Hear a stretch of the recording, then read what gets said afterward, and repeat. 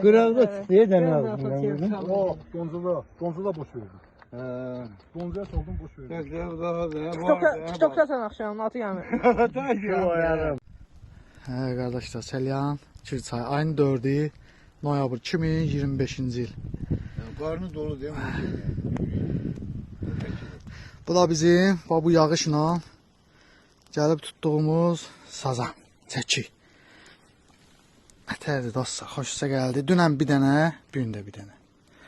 2 kilo yarım azı.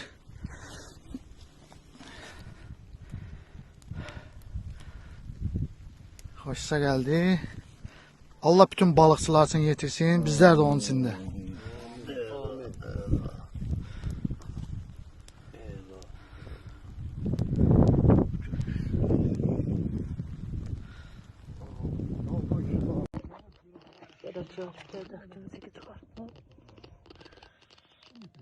Çok saydı.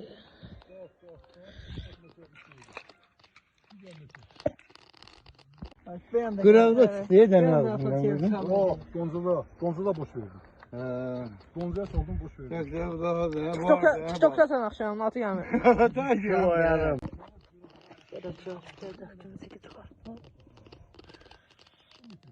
Çok saydı.